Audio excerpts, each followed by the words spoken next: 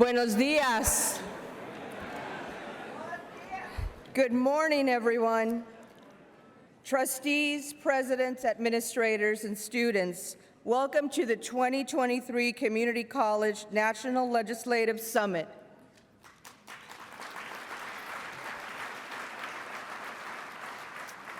And just so you know, we broke attendance records for this hotel, so thank you for coming out en masse. I am Rose Benavides, Chair of the ACCT Board and Chair of the South Texas College Board down in the great state of Texas. I would like to take a moment before we begin the National Legislative Summit program to thank you for making the effort to be with us and for supporting the community college mission. We have a lot to accomplish this week. I know many of you are eager to get to work, and so are we. It is crucial we continue to advocate for our institutions and work with our legislators to ensure that community colleges receive the support we need and deserve. So again, thank you for being part of this vital process. Before beginning today's session, I have some announcements to make.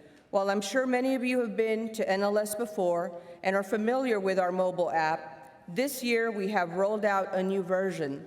If you still have the last version, please delete it. We will need everyone to download the newest version of the ACCT app, which keeps NLS attendees up to date with sessions, times, and announcements.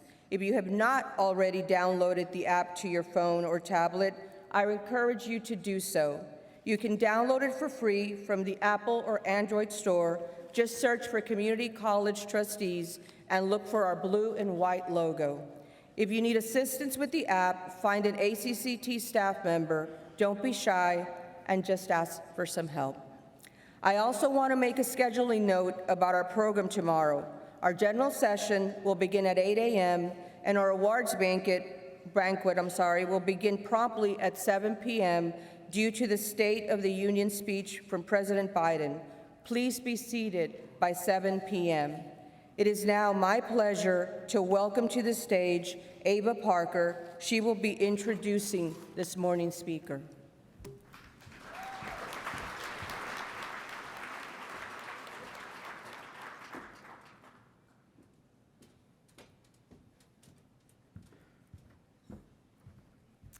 Thank you, Rose. Good morning. I'm Ava Parker. I'm the president of Palm Beach State College in Florida, and I'm chair-elect of the AACC Board of Directors. They've asked me to tell you before we begin, as a courtesy to all attendees, please ensure that all cell phones are turned off or silenced. It is now my pleasure to introduce Zoe Baird, who will be joining me in a fireside conversation. Zoe Baird is Senior Counselor for Technology and Economic Growth to Secretary of Commerce Gina Raimondo. In this role, Baird focuses on expanding employer-based training and apprenticeship programs throughout the country. She also helps advance U.S. competitiveness in key technologies and ensure broadly shared economic benefit from new technologies. Prior to Commerce, Baird was CEO and president of the Marco Foundation for over 20 years. She worked to improve the economic security, national security, and health of all Americans. She holds a JD from UC Berkeley. She's a fellow lawyer, the Boat Hall School of Law. Please join me in welcoming Zoe Baird. Zoe.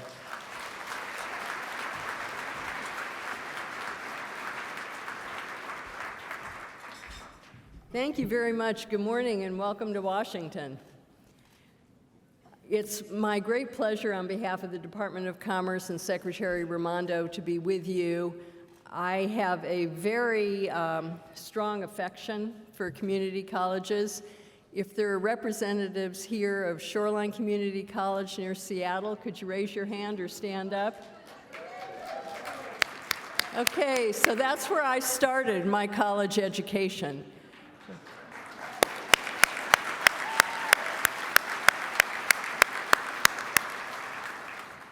It's a real personal love I have for community colleges, so it was a real privilege when you asked me to speak with you today. It really made it, starting at Shoreline with the students that I was surrounded with and the teachers and the active faculty and the engagement.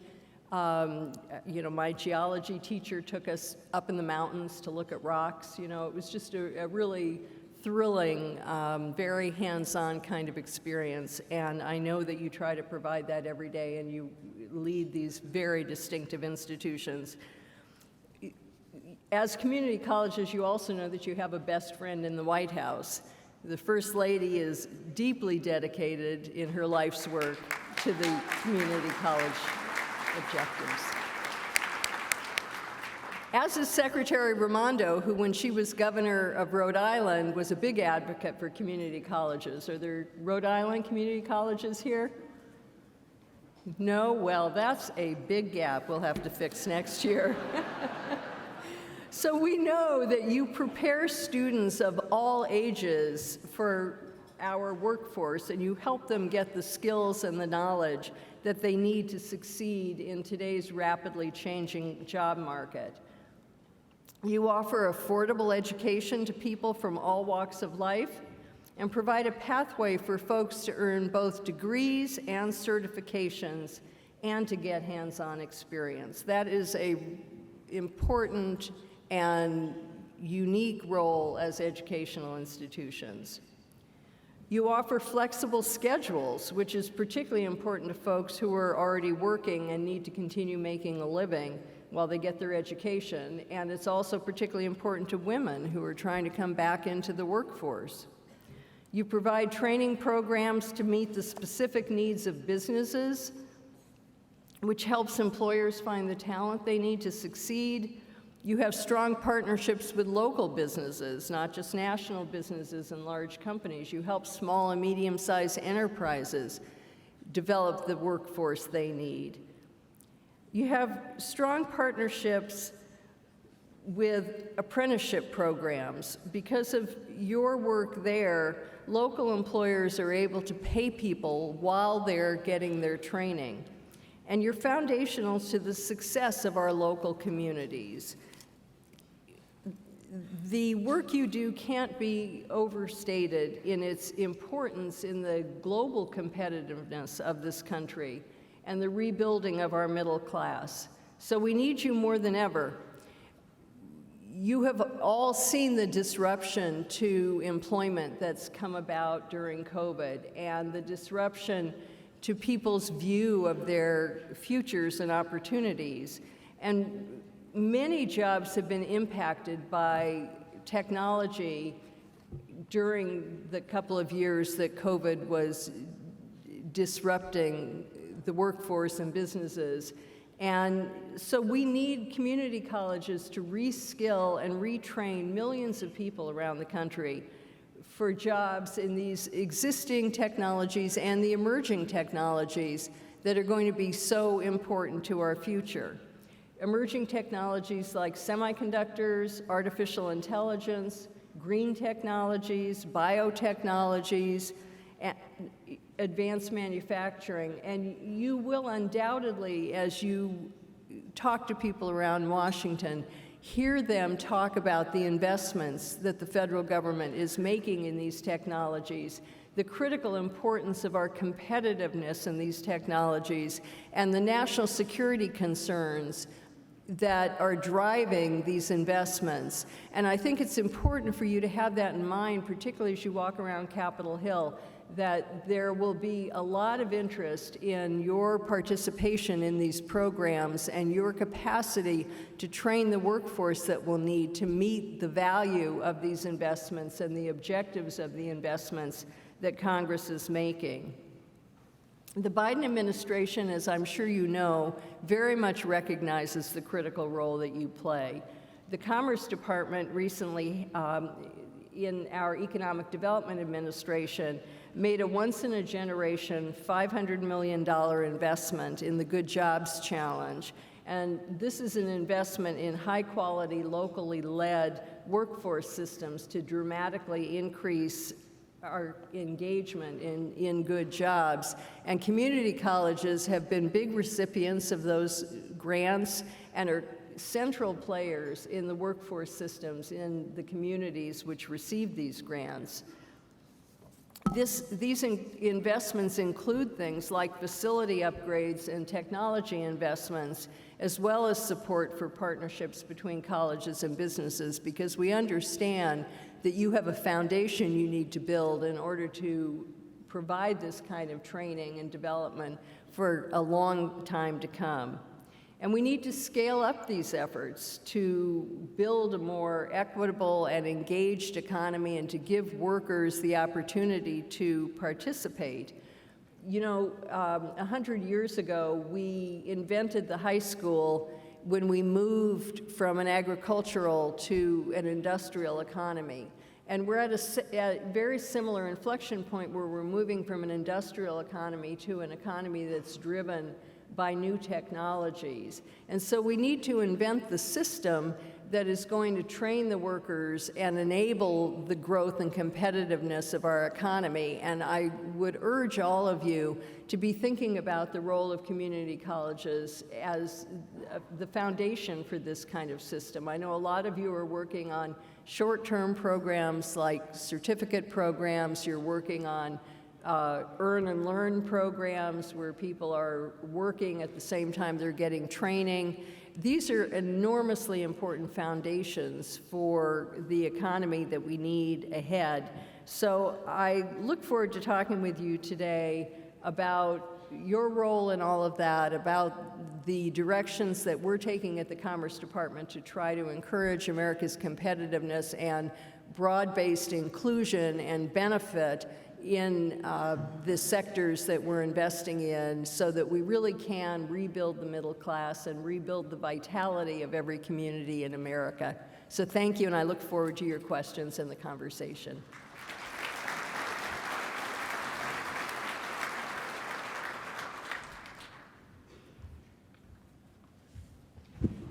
Zoe, thank you very much for those opening comments. And as she stated, we will have opportunity for questions from the audience before the session concludes. But let me start by saying that you've been passionate about workforce development and skills training for some time, something that's near and dear to all of us. First at the Marco Foundation and now at Commerce, why is this issue so critical? Well, as I said, we are really at a moment of transformation in our economy. And, you know, you look around you and you see at a gas station, at a grocery store, in a schoolyard, people are using technology tools in their everyday lives. They've got a smartphone, or they're looking at a computer, or they're checking out at an automated cash register, but too few people are financially rewarded for those skills. It takes a system like you run in the community colleges to have people understand that those are marketable skills, to have people get the adjacent skills they need in order to succeed in jobs, and to really build back the participation of the middle class. You know, in 1970, some of us can remember 1970. In 1970, glad to hear that, most of us, she said. In 1970, 62% of Americans had middle-income jobs. And today, and it's not just COVID, this was true before COVID, it's more like 42 or 43% of Americans who have middle-income jobs. We need to recognize in the jobs that we have, the skills people have, but to create that recognition, we need to have people get the kinds of certificates that you offer, the kinds of opportunities for earn and learn that apprenticeships or other programs that you have with businesses and partnerships with businesses that you offer. And we need to really scale this so that it becomes the heart of how people train throughout their careers, because this rapid change that we saw during COVID is not going to slow down. It's going to continue. And that means you have an entirely new business model, which is training workers in the workforce and those who want to get back into the workforce or change jobs throughout the course of their lifetime. I mean, think of that as an enormous business opportunity. Your business model shouldn't just be directed at people who are 18 to 22. It really should encompass the entire adult workforce who will need rapid and affordable training. So I have to ask you, Zoe, you mentioned that we were at 60+%, and then now we're at 40+%. Where is it, where are these people? Are they now in a lower income job or out of the workforce? Like, what are the studies showing? Yeah, predominantly people are in lower income jobs, not middle income jobs. Last year, Congress passed the CHIPS and Science Act. How does the investment from this new law help spur action in workforce development, and how can colleges play a role? So the CHIPS and Science Act is a really exciting development. It is the first time in decades that Congress and the administration have made a major investment to rebuild a sector in America. It used to be that America was the heart of where chips were made, and chips are the little devices that drive computers and phones and cars and probably my mic, everything. And now the high-end chips are made exclusively in Taiwan and South Korea, and most chips are made outside the U.S.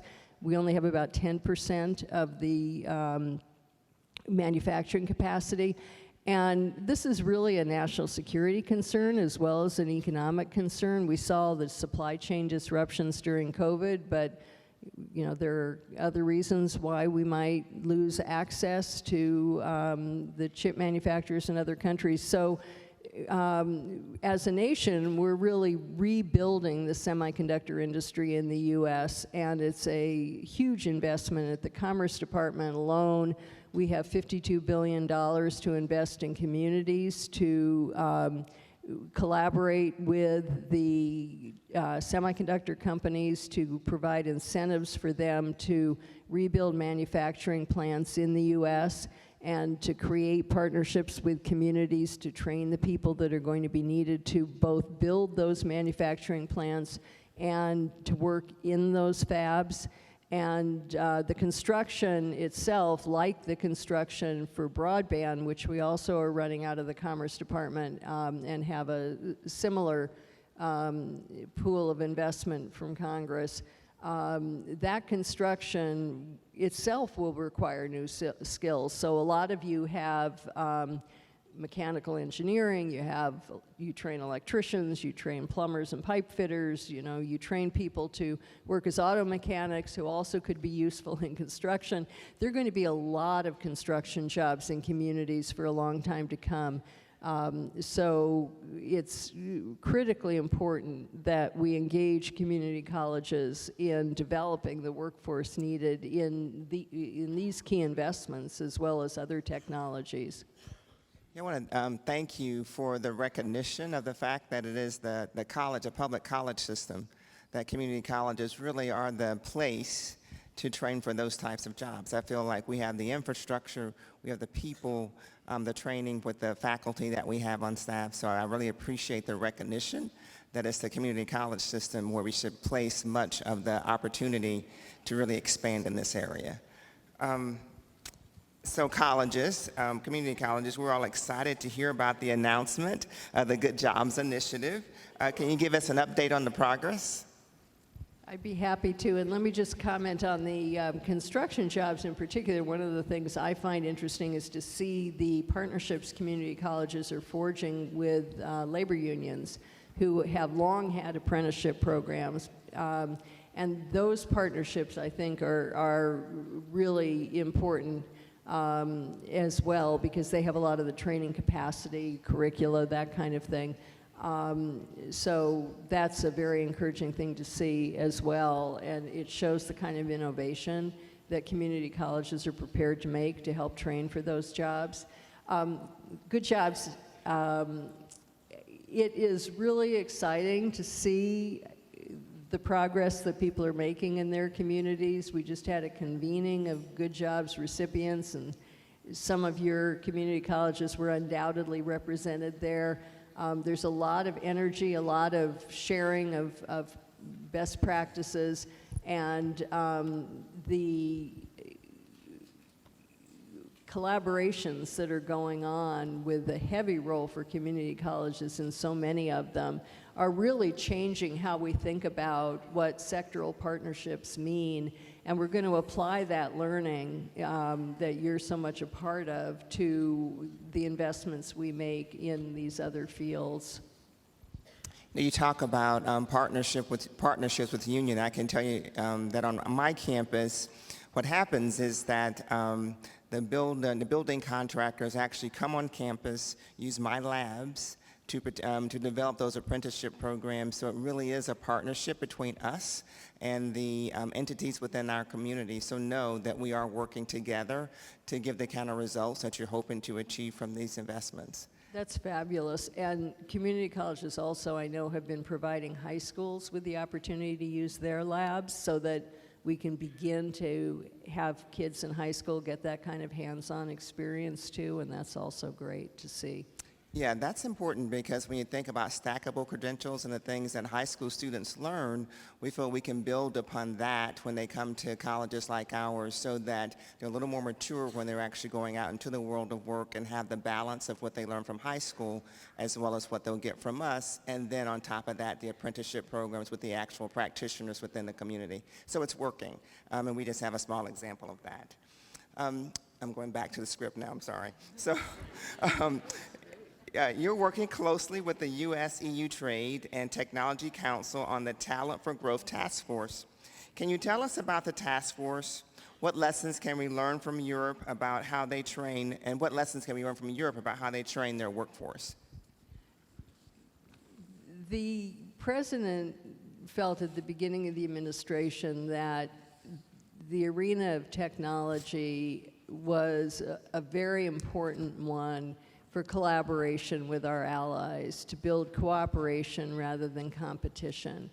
And I'm happy to talk about this in any direction you want to take it, but we created in December the Talent for Growth Task Force of the U.S.-EU Trade and Technology Council. The Trade and Technology Council is at the cabinet level, the ministerial level, in the U.S. and the EU, and the U.S. is represented by Secretary Raimondo from Commerce, Secretary of State, and our U.S. Trade Representative. And the task force is just being stood up now, but it will have representatives on it. It'll be small, but it'll have representatives on it of business, of educators, and I trust community colleges will be represented. And of labor and government. And what we're going to try to do is to learn from each other, but also help accelerate the deployment of those learnings. So we're not going to be writing reports and putting out papers. What we're going to be trying to do is to inform organizations like your own of some interesting practices that have actually demonstrably created better job opportunities for people, inform the Europeans of our community college system, because every country in the world has this same challenge that we're talking about today of needing to prepare the workforce, particularly to prepare people with the skills needed for jobs that have been changed by technology, deploy technology, or jobs in technology sectors. And we really want to draw on the European apprenticeship system to learn for ourselves, but they don't have They have vocational schools. Those vocational schools often are a substitute for high school, so they're a 15 to 18-year-old population. They have a lot of vocational training, so collaborations with businesses for that training. So there's just a lot we can learn from each other. They don't have the kinds of community colleges like we have in most of the European countries that have both the academic and the technical at the same kind of depth that our community colleges have. So they're very curious about that. So our goal is to both learn from each other and share those learnings and accelerate efforts like business collaborations with community colleges to try to help drive the transformation of the labor market training system that we need. No, that's great. The U.S. Census and its associated surveys have been instrumental in generating data about educational attainment in other areas. Most of that information is related to degrees, though the current population survey has a few questions about certifications. Is the Bureau looking at further refinements of the information it collects about sub-baccalaureate degree educational outcomes? This could help community colleges and the general public better evaluate their impact. It's an interesting idea, and one of the things I started to talk with some of your colleagues about earlier, but one of the things that it would be great to get input on is how to collect data most effectively. I think you'll find when you go to Capitol Hill that the barrier to getting investment by Congress is lack of data. That they don't want to invest in something unless they know that it's having impact, and they look back at some of the past educational investments and we don't have the data. So in today's day and age, when in so many different ways we collect so much data, how can we do that? Obviously without infringing on people's privacy and doing it in a way which is not, personally identifiable. But I think that's a challenge that you have to take on, and the census is one way, obviously, to do that. But I know, I just took a trip to Austria with the Secretary of Labor where we were looking at some of their training programs, particularly their apprenticeship programs, and we spent a fair amount of time talking about this data challenge, and I know the Labor Department is looking at that as well, and they have data agencies, as do we, but I think it's a challenge for you, and some states do more of this than others. So there's some best practices to share between states, but I would encourage you to be looking within your association at that question of what kind of data would help you, what kind of data would help you get investment in what you're doing, how can we collect it, and who might do that. I can tell you that this is something that we really would be interested in partnering with you on as far as ACCT as well as AACC. Because so often the questions that are asked kind of suggest where we place our value. And so if the conversations are more around baccalaureate attainment, then I think that it's harder for us to continue to stress the importance of certifications and the great work that we do in the community college system. So certainly we'd like to be a part of that conversation about how we craft the questions, and I think that we certainly are already collecting data that can be used to help with the issue. One thing we know as college presidents and administrators, there's always questions about what we're doing. We're always dealing with metrics and numbers, and so it'd be wonderful to have a conversation with you to let you see what we have available and see how that can be used to help change the conversation, because it helps our students value the work and value what we do. So that's great. Thank you. I welcome that. So this is my last question from the script, and then we'll be opening up to the audience. So please, if you have a question for Zoe, please go ahead and start coming to the mics that we have in the middle. So in recent years, many Americans, along with policymakers, have questioned the value of a college education. How do you view the value of degrees relative to the value of competencies in developing a competitive workforce? It probably won't surprise you to hear me say that they're all important. I mean, the role you play is so complex and has so many different ways of serving your students and your communities. I think we have, as a country, singularly valued degrees, and we're just now beginning to open up to recognize the breadth of ways that people can demonstrate their skills and the way we can reward people for their talents. And so I don't think it's a question of either or, you know. I think it's, if we're all going to be needing to learn new things through the course of our entire working life and probably beyond, we need to find ways of recognizing the talents that people have developed, and that will allow people to whether it's stackable credentials or move from certificates to degrees, it'll allow people to keep accumulating those things that validate what they know. But what matters is that people have the talent, they need to develop the skills, and we need to recognize that. And so we need to have ways that what people are capable of is validated in the marketplace. But whether it's a certificate or a degree, I think they're all enormously important. And I respect the fact that community colleges are increasingly understanding that and trying to offer a broad range to people who aren't able to step out of their family lives or their work lives to be full-time students, but find other ways to get people rapid and affordable recognition of the talents that they have to offer.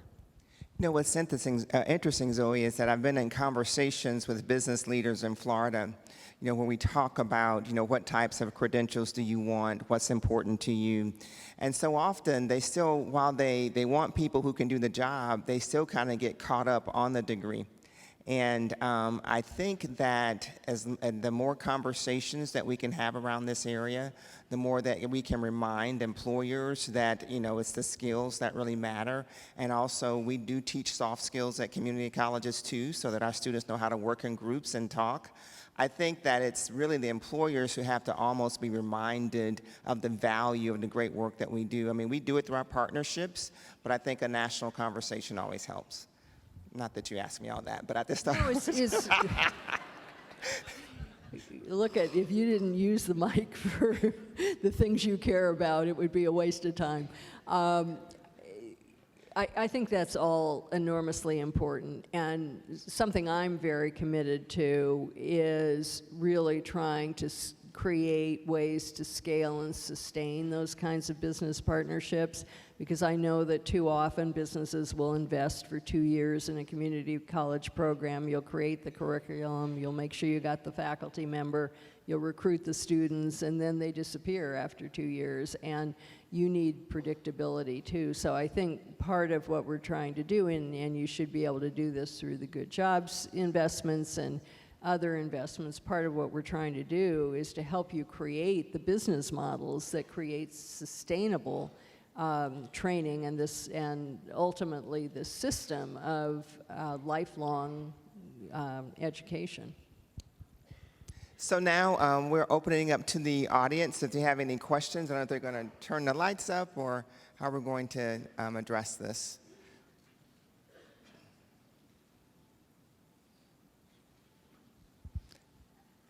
Please go ahead. Please give us your name and where you're from before you provide your question. Hi, my name is Joshua Stamborski. I am the student trustee from Joliet Junior College, located just south of Chicago. And my question is, what other benefits or practices to emulate can be learned from the workforce education model as seen in Europe? I think your Austria trip was very enlightening. I wish to learn more. It's really interesting when you see these apprenticeship programs, and I've seen them at some community colleges in the U.S. too. In the U.S., it tends to be high school partnerships with a community college. Denver, for example, they have some of these that you could see. But the Europeans in Austria, in Germany, in Switzerland in particular, have vocational schools where the students spend part of the week working in a factory or working in an office, whatever their vocational program is. And what's interesting is these are very sophisticated factories often. So the students are learning math and engineering. I'll show you pictures on my phone later if you catch me. These students are like writing on the whiteboard the formulas that they're using to program the 3D printing computers, or doing the math problem trying to figure out how to operate the robotic arm that's going to place the top of the chassis of a truck on top of the truck. And I'm sure that if I asked for hands, a lot of people would point out that we have programs like that here in the U.S. too. There, it's part of their school system. So students, something like 30% of the students in Austria do these vocational programs that are a mix of in-classroom training and on-the-job training. Some students, a smaller percentage, I think, do full-time vocational work, so they're getting their high school diploma for what they're learning in the office. Some students are on a college degree path. But interestingly, people move around between them. So people who started with an apprenticeship in high school in Switzerland could wind up with a PhD in engineering. So there isn't as much of a sense of tracking, although there is some of the similar concern about tracking there. But I think we've got to look at the moment we're in terms of people your age too, because an awful lot of people your age don't want classroom education because they work with so many tools in their daily lives, because you sit and operate, you know, very sophisticated equipment, and to go into a classroom and sit there with pencil and pen or an open book doesn't seem to them, you know, to a lot of young people as if that's progress. So I think we need a mix of opportunities for young people, and we need to make sure that this is truly equitable, that our Black and brown communities, that our women are seeing themselves in these opportunities and in these jobs. And that's a place where it's also interesting to see there's a lot of immigrants in Europe who take advantage of these programs. So it's a challenge that, you know, we need to feed in this country so that we can see what works, back to the data question, and the experimentation that this group is doing around the country. We just need to make sure that we shine a light on that. Thank you very much. A question here? Thank you. Thank you for being here this morning. My name is Bernie Reinerson, and I'm a trustee at the San Diego Community College. Thank you for mentioning the CHIPS Act and how that might benefit community colleges and the work that we do. What I'm interested in is to ask you if it looks like most of the things that community colleges can access in the CHIPS Act is through the National Science Foundation and through grants that they have to promote STEM education. So I'm wondering if you know if those grants are available yet, and if you have any advice to community colleges who may not have ever applied for an NSF grant before, because it's quite a process. And do you know if any of those grants have been awarded yet? It's certainly something that we ought to be looking at, and any advice that you have, I think, would help us all. Well, let me correct your statement in one respect, which is that the NSF grants are not the only place community colleges can participate. I really encourage you to be looking at the community sectoral partnerships that will be created as the semiconductor companies bid on investments in semiconductor facilities, because they will also need to be addressing workforce challenges and how to train and develop the workforce around the fab. So there's that grant program as well as the NSF program. All of this will be a lot clearer at the end of February when we put out the notice of funding opportunity. So that's coming soon, but it is a conversation that we really hope community colleges will get deeply engaged in, and you can be very much centrally involved. The head of the NSF now came from Arizona State University, which, as you know, kind of toggles between the kind of training that community colleges do and a four-year university. So they have a interesting and broad perspective on the range of workforce training that ought to be part of what they're doing going forward. And I think it's an exciting opportunity. Great, thank you. We have time for one more question, although I see 4 people standing. So I'm going to have to go on this side. And Lorena, thank you so much for standing, but I'm going to go on this side for the final question. Ooh, putting a lot of pressure here. Okay, well, I'm student trustee from College of DuPage out in Illinois. My name is Aisha Shafiuddin. And my question is actually regarding the higher education and the value of it.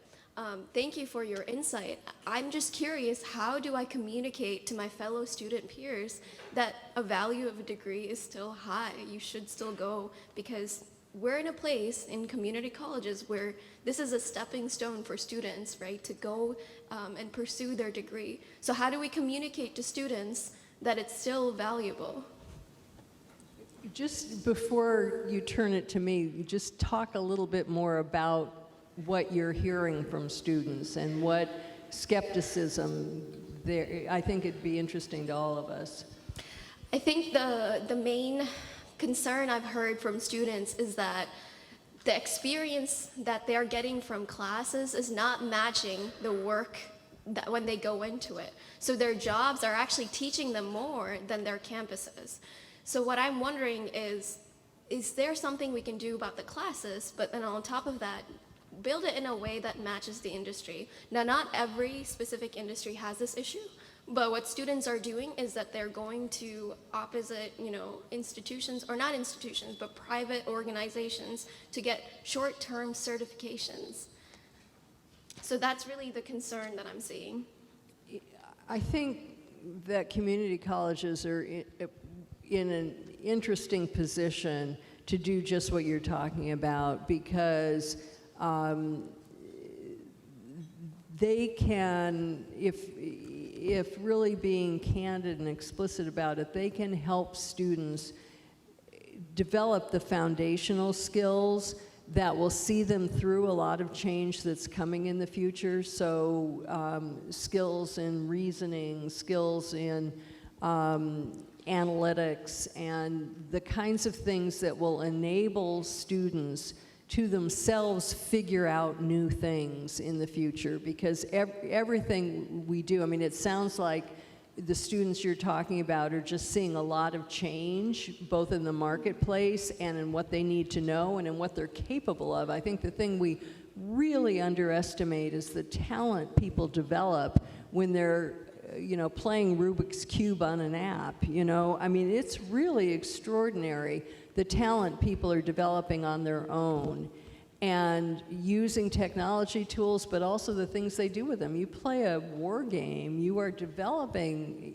a lot of skills, and whether or not I like them doesn't really matter. The point is that the marketplace should be recognizing the value of these skills, and I think if you tell students and try to make more explicit to your peers that they need to get a foundation that will enable them to deploy what they develop over their lifetime and to be able to make the adjustments needed as the marketplace changes, that's really an important foundation that you're learning in college.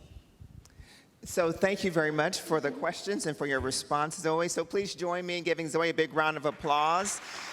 Thanks for being here with us today. Thank you.